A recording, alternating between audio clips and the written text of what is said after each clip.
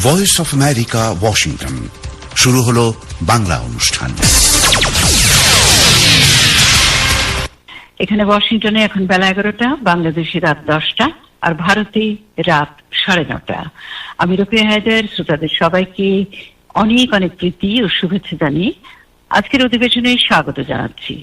আজকে আমাদের অনুষ্ঠান আপনারা যেমন জানেন 8 ঘন্টা, এবং ফেসবুক লাইভ এখন প্রচারিত হচ্ছে না। কোভিড প্যান্ডেমিকের কারণে আমরা ঘর থেকে অনুষ্ঠান প্রচার করছি, এবং সেই জন্য স্টুডিও ফিরে না যাওয়া পর্যন্ত ফেসবুক লাইভ প্রচার করা আমাদের জন্য সম্ভব হচ্ছে না। আমরা দুঃখিত। তাহলে আসুন আজকে আমরা অনুষ্ঠান শুরু করি। প্রথমেই শোনা যাক বিশ্ব সংবাদ।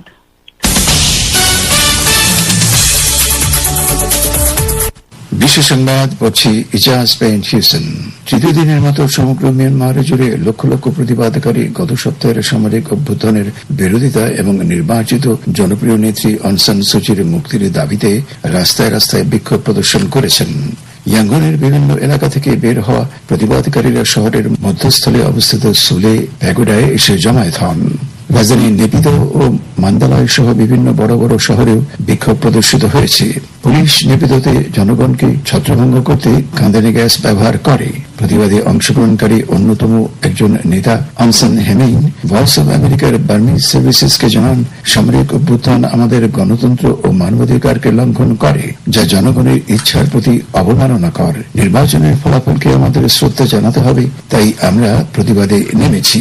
প্রতিবাদ বিক্ষোভ বৃদ্ধির সঙ্গে সঙ্গে বার্মার সামরিক সরকার ইন্টারনেট পরিষেবা বন্ধ করে দিয়েছিলেন, তবে পরে আবার তা চালু করা হয়, যার ফলে জনগণ এখন সরাসরি সামাজিক মাধ্যমে ভিডিও সম্প্রচার শুরু করেছেন।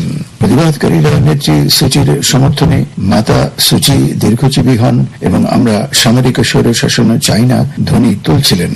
যুক্তরাষ্ট্রের প্রেসিডেন্ট জো বাইডেন এবং অন্যান্য বিশ্ব নেতারা সামরিক অভ্যুত্থানের নিন্দা জানিয়েছেন এবং নির্বাচিত সরকারের কাছে ক্ষমতা হস্তান্তরের আবেদন জানান। জাতিসংঘ নিরাপত্তা পরিষদের 15টি সদস্যভুক্ত দেশ যাতে বার্মার পৃষ্ঠপোষক চীনও অন্তর্ভুক্ত নেত্রী অং সান সুচি, প্রাক্তন প্রেসিডেন্ট উইন মাইন্ট এবং অন্যান্য আটককৃতদের মুক্তির আবেদন জানিয়েছে। প্রেসিডেন্ট বাইডেন বলেছেন, ইরান যতদিন 2015 সালে সম্পাদিত চুক্তিতে বর্ণিত ইউরেনিয়াম সমৃদ্ধকরণ মাত্রায় ফিরে না যাবে, ততদিন ইরানের উপর থেকে অর্থনৈতিক নিষেধাজ্ঞা প্রত্যাহার করা হবে না। পরমাণু অস্ত্র নির্মাণ প্রতিরোধ করতে সেই মাত্রা বেঁধে দেওয়া হয়েছিল। প্রাক্তন প্রেসিডেন্ট ডোনাল্ড ট্রাম্প যে চুক্তি থেকে যুক্তরাষ্ট্রকে প্রত্যাহার করে নিয়েছিলেন, প্রেসিডেন্ট বাইডেন শর্ত মানা সাপেক্ষে পুনরায় সেই চুক্তিতে যোগ দেবার ইচ্ছা ব্যক্ত করেছেন। 2015 সালে স্বাক্ষরিত ইরান পরমাণু চুক্তি অনুযায়ী ইউরেনিয়াম সমৃদ্ধকরণের মাত্রা ধার্য করা হয়েছিল 3.67%, তবে ইরান তা বৃদ্ধি করে 4.5 নিয়ে যায় এবং গত মাসে আরো 20% বৃদ্ধি করে। ইরানের সর্বোচ্চ ধর্মীয় নেতা আয়াতুল্লাহ আলী খামেনি টেলিভিশনে ভাষণে বলেছেন, ইরানকে যদি সেই প্রতিশ্রুতি মানতে হয়, যুক্তরাষ্ট্রকে অবশ্যই সকল আরোপিত নিষেধাজ্ঞা প্রথমে তুলে নিতে হবে। তারপরে নিষেধাজ্ঞা সঠিকভাবে তোলা হয়েছে কিনা তা যাচাই করে আমরা আমাদের প্রতিশ্রুতি রাখব। দক্ষিণ আফ্রিকা সরকার সেদেশে ব্যবহৃত ভ্যাকসিন অ্যাস্ট্রাজেনেকা সেদেশে পাওয়া নতুন ভাইরাসের বিরুদ্ধে কম কার্যকরী হওয়াতে রবিবার থেকে টিকা কর্মসূচি বন্ধ করে দিয়েছে। দক্ষিণ আফ্রিকার জন্য যে সংবাদ নিঃসন্দেহে দুঃখজনক, কারণ নতুন সংক্রমণে সেখানে 46,000 জনগণের মৃত্যু হয়েছে।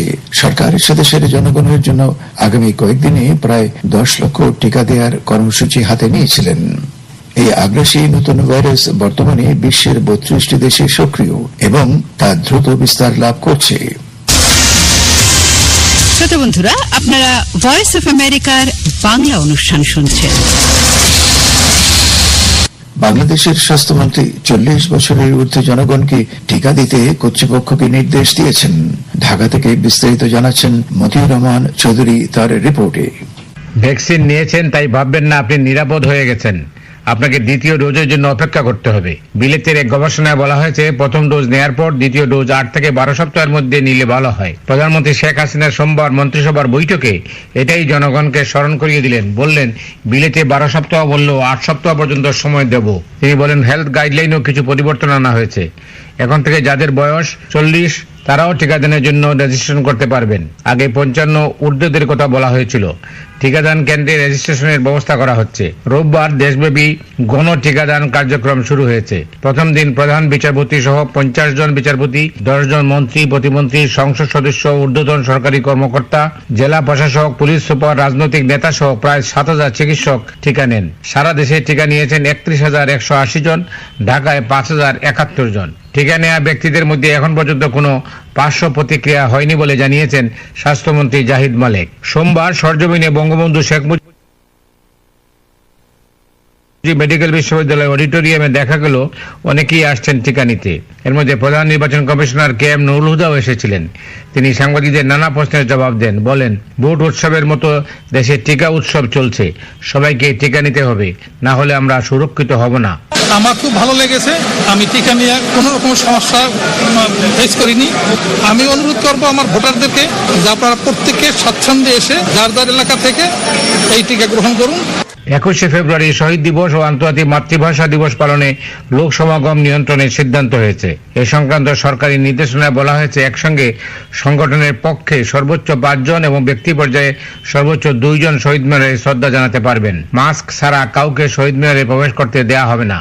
করোনার কারণে এই সিদ্ধান্ত নেওয়া হয়েছে বলে সংস্কৃতি মন্ত্রণালয় জানিয়েছে। ওদিকে গত 24 ঘন্টায় করোনা ভাইরাসে আক্রান্ত হয়ে আরও 16 জন মারা গেছেন। শনাক্ত হয়েছেন 316 জন। পরীক্ষা বিবেচনায় শনাক্তের হার 2.30%। গত বছর 8ই মার্চ দেশে প্রথম করোনা ভাইরাসে আক্রান্ত রোগী শনাক্ত হয়। প্রথম মৃত্যুর খবর আসে 18ই March. Motiur Rahman Chowdhury, Voice of America, Dhaka. Paschimbanga বিধানসভায় আবার ফিরে আসব বলে প্রত্যয় ব্যক্ত করলেন মুখ্যমন্ত্রী মমতা বন্দ্যোপাধ্যায়। শুনুন কলকাতা থেকে পরমাশিস ঘোষ রায়ের একটি প্রতিবেদন। আমি ফিরে আসব। আজ সোমবার পশ্চিমবঙ্গ বিধানসভায় দৃঢ় প্রত্যয় দেখা গেল রাজ্যের মুখ্যমন্ত্রী মমতা বন্দ্যোপাধ্যায়ের কণ্ঠে। সোমবার ছিল বাজেট অধিবেশনের শেষ দিন, আর এরই সঙ্গে শেষ হলো চলতি বিধানসভার মেয়াদ। রীতি মেনেই শেষ দিনে ফটো সেশনে সামিল হলেন মুখ্যমন্ত্রী সহ বিধায়করা। মুখ্যমন্ত্রীর নির্দেশ মেনে ভিক্টরি সাইন দেখান তৃণমূল বিধায়করা। এদিন বিধানসভার অধিবেশনে বাজেটে প্রচুর প্রকল্প ঘোষণা নিয়ে প্রশ্ন তোলেন কংগ্রেস বিধায়ক মনোজ চক্রবর্তী। বলেন, আর তো কদিন মাত্র আছেন, তার আগে এত ঘোষণা। তখন মুখ্যমন্ত্রী আত্মবিশ্বাসের সঙ্গে জানান, আমরাই জিতে আসব, আর এমন ভাবে জিতে আসব অনেক দিন থাকব। এদিন ফটো সেশনে অংশ নেননি কংগ্রেস ও বাম বিধায়করা, তবে ছিলেন বিজেপি বিধায়করা।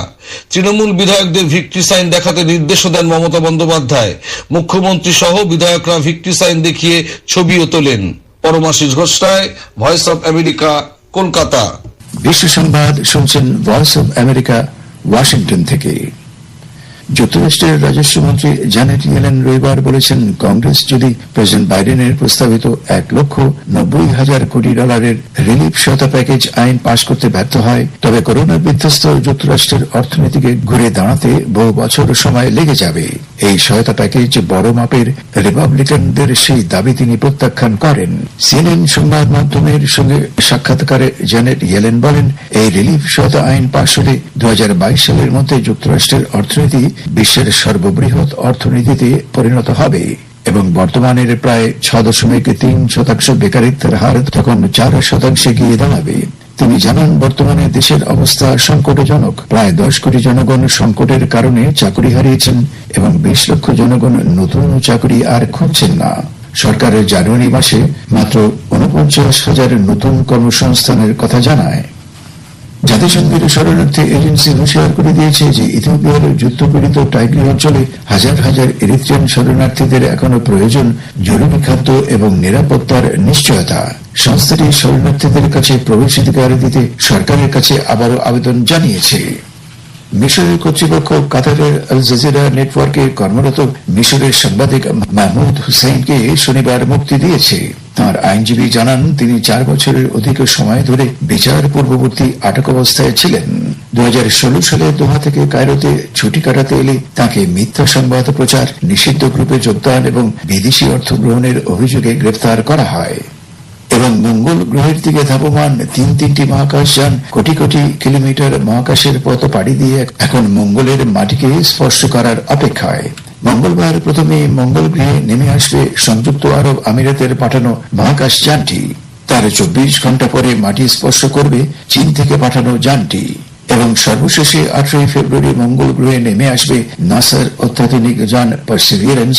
বিজ্ঞানীরা যেটিকে পুরনো একটি নদীর উপত্যকায় নামাবেন বলে জানিয়েছেন, যেটি পরে পাথরের নমুনা পৃথিবীতে নিয়ে আসবে।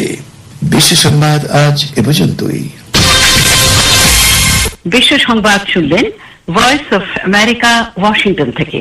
আমাদের এই অনুষ্ঠান প্রচারিত হচ্ছে মিডিয়াম ওয়েভ 190 মিটার ব্যান্ডে 1575 কিলোহার্টজে। আবারও বলে দিচ্ছি, আমাদের এই অনুষ্ঠান আপনারা শুধু রেডিওতেই শুনতে পাচ্ছেন। Facebook, web page, Twitter, social মিডিয়াতেও আপনারা শুনতে পাচ্ছেন। আমরা ফেসবুক লাইভ করতে পারছি না, সেজন্য আমরা দুঃখিত। তবে সব অনুষ্ঠানেই আপনারা বেতার তরঙ্গে শুনতে পাচ্ছেন। এখন আসুন আমরা আন্তর্জাতিক খবরাখবর, ভারত বাংলাদেশের চলতি ঘটনাবলীর রিপোর্ট প্রতিবেদন শুরু করি।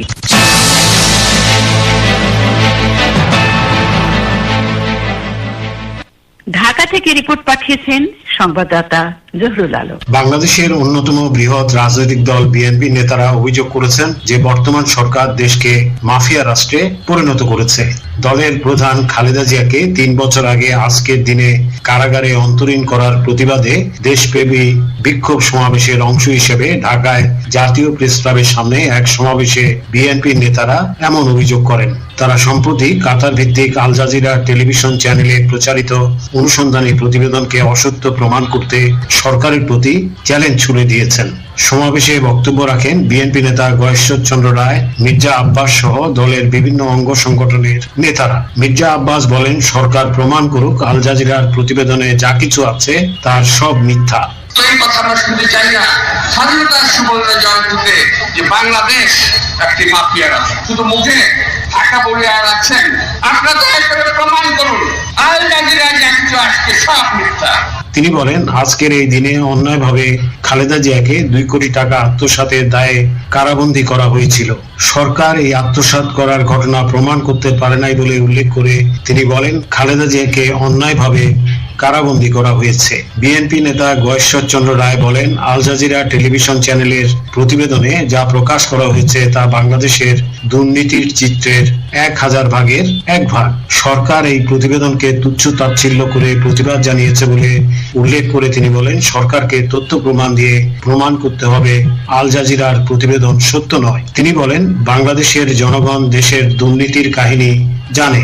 সভায় অন্যান্য বক্তারা বর্তমান দুর্নীতিগ্রস্ত সরকারের হাত থেকে দেশকে বাঁচাতে জনগণকে ঐক্যবদ্ধ হয়ে দেশে গণতন্ত্র প্রতিষ্ঠার আন্দোলনে অংশ নেওয়ার আহ্বান জানান। তারা খালেদা জিয়ার মুক্তিরও দাবি জানিয়েছেন। Zahurul Alam, voice of America, Dhaka.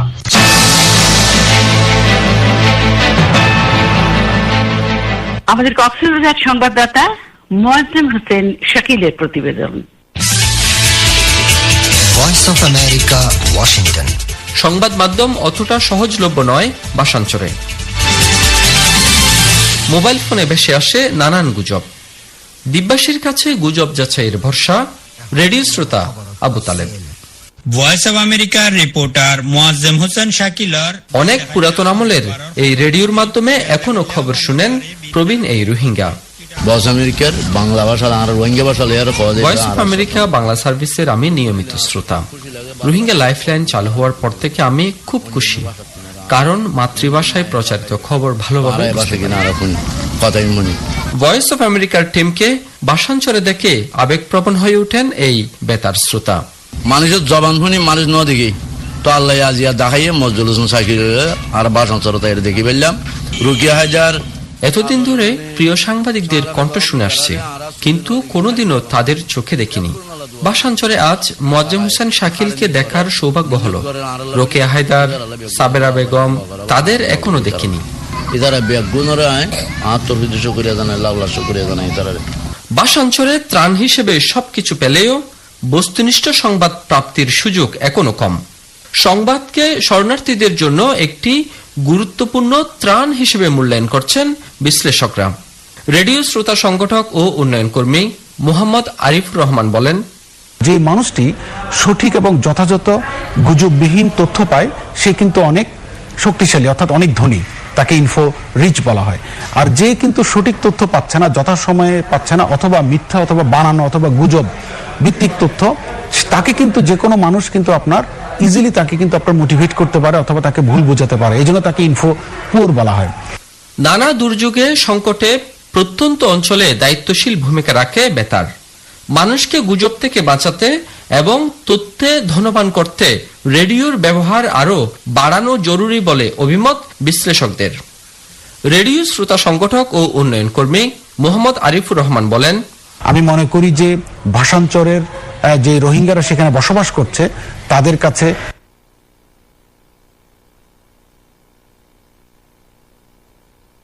সঠিক তথ্য পৌঁছানোর জন্য রেডিও একটি অন্যতম মাধ্যম। প্রত্যেকটি দুর্গম এলাকায় যেখানে অন্যান্য মিডিয়া এখনো পৌঁছেনি, রেডিও কিন্তু এখনো সেখানে আপনার সবচেয়ে বেশি মানুষ তথ্যের জন্য কিন্তু রেডিওর উপর নির্ভরশীল। দেশ বিদেশের খবর, রোহিঙ্গার খবর, বাংলাদেশ রোহিঙ্গা রিফিউজি ক্যাম্পের রিপোর্ট, আর যেখানে অন্যান্য গণমাধ্যম সহজেই পৌঁছাতে পারে না সেখানে সহজেই পৌঁছে যায় রেডিও। ভাষাঞ্চল আসার সময় সঙ্গে করে নিয়ে আসা এই রেডিওতেই খবর শুনছেন রোহিঙ্গারা। Muazzam Hossain Shakil, Voice of America, ভাষাঞ্চল, চট্টগ্রাম।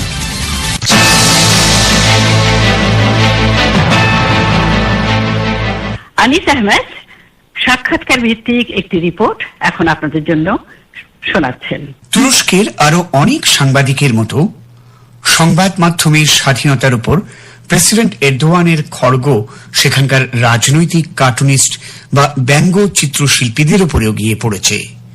ভয়েস অফ আমেরিকা এই বিষয়টি পর্যালোচনা করে দেখছে যে কিভাবে তুরস্কের শীর্ষ ব্যঙ্গ চিত্রশিল্পীদের মধ্যে একজন এই চাপের মধ্যে নিজেকে খাপ খাইয়ে নিয়েছেন।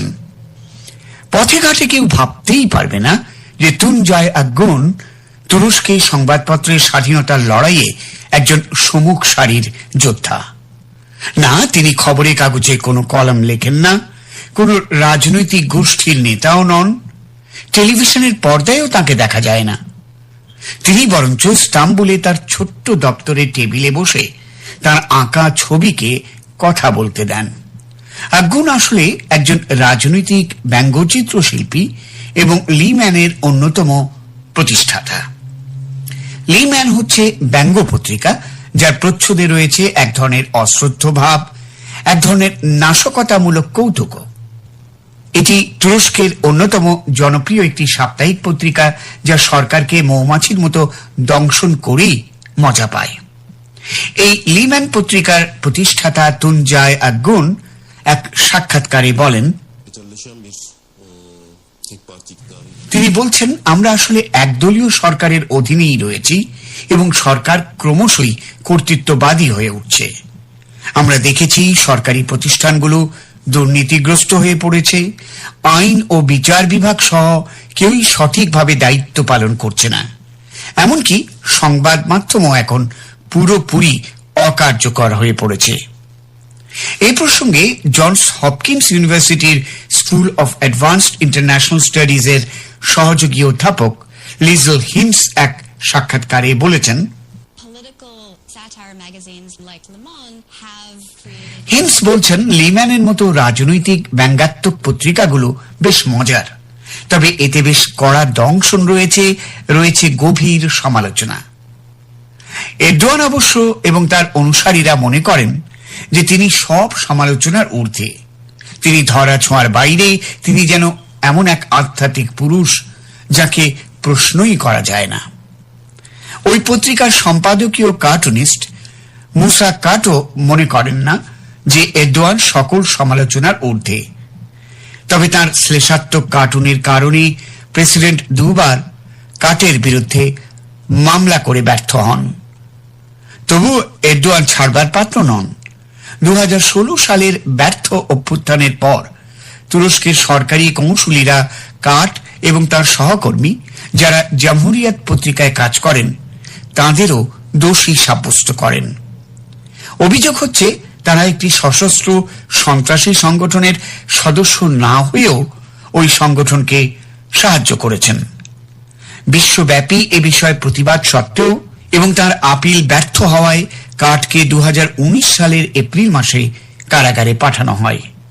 জামহুরিয়াত পত্রিকার আইনজীবী ফিকরেত এলকিজ এক সাক্ষাৎকারে বলেন, তিনি বলছেন, যখন একজন ব্যঙ্গ চিত্রশিল্পীকে আপনি কারাগারে নিক্ষেপ করেন কিংবা কার্টুন পত্রিকাকে শাস্তির হুমকি দেন।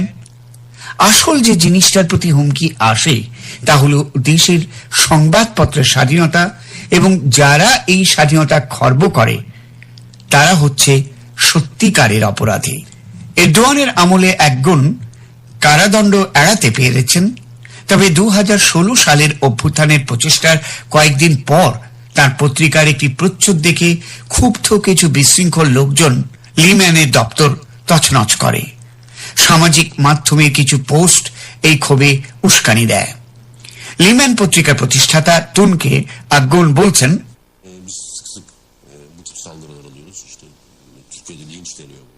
আমরা প্রায়ই এ ধরনের আক্রমণের লক্ষ্য হয়ে থাকি। তুরস্কে এটাকে বলা হয় বেত্রাঘাত। এ ধরনের বিষয় আমাদের ক্ষেত্রে ঘটেছে। বলতে পারি কোনো কার্টুনের জন্য কিংবা প্রচ্ছদের জন্য। একদিকে তো সেনাবাহিনীর টোপ রয়েছেই, অন্যদিকে এই সব টোপ হচ্ছে খুব ভালোভাবে আয়োজিত একেবারে নিয়ম মাফিক প্রচেষ্টা। আগুন এইসব ঝুঁকি সম্পর্কে অবগত রয়েছেন। তিনি আরো সতর্ক থাকেন। তিনি বলছেন, আমি যেসব বিষয় আগে থেকে অনুমান করতে পারি না কিংবা তার পরিণতিও আঁচ করতে পারি না, সেসব বিষয় নিয়ে আমি শঙ্কিত থাকি। কারণ হচ্ছে এখনকার এই পরিবেশ। তবে কোন রকম ভয় আগুনকে সরকারের বিরুদ্ধে কিছু বলা থেকে বিরত রাখতে পারে না, এবং প্রতি সপ্তাহে তিনি হুমকি প্রতিহত করেন। তিনি যেন এক যোদ্ধা, যিনি পেন্সিল ধরেন অস্ত্রের মতো, আঁকেন তার শিল্পকর্ম এবং স্বাধীনভাবে মতামত প্রকাশের জন্য তার যুক্তি উপস্থাপন করেন। তুনজয় আগুন লিম্যান পত্রিকার প্রধান সম্পাদক হিসেবে কাজ করেই যাচ্ছেন, এবং তুরস্কের অন্যান্য কার্টুনিস্ট এবং সাংবাদিকদের মতো যন্ত্রণার শিকার হয়েই রয়েছেন বরাবর।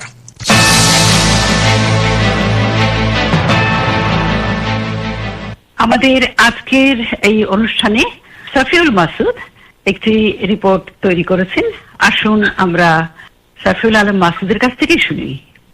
রবিবার ট্যাম্পার রেমন্ড জেমস স্টেডিয়ামে রবিবার রাতটা ছিল সব ধরনের প্রত্যাশা ছাড়িয়ে যাওয়ার রাত। ইতিহাস রচনা করে যুক্তরাষ্ট্রের সবচেয়ে বড় বার্ষিক ক্রীড়া উৎসব সুপার বোল 2021 চ্যাম্পিয়ন শিরোপা জিতে নিল ট্যাম্পা বে বুকানিয়াররা। ক্যানসাস সিটি চিফসকে 31 ব্যবধানে হারিয়ে বুকস দ্বিতীয়বারের মতো সুপার বোল চ্যাম্পিয়ন তকমা গায়ে মাখলেন। সেই সাথে সুপার বোল ইতিহাসে বুকানিয়াররাই হোম স্টেডিয়ামে ফাইনাল জেতা প্রথম দল।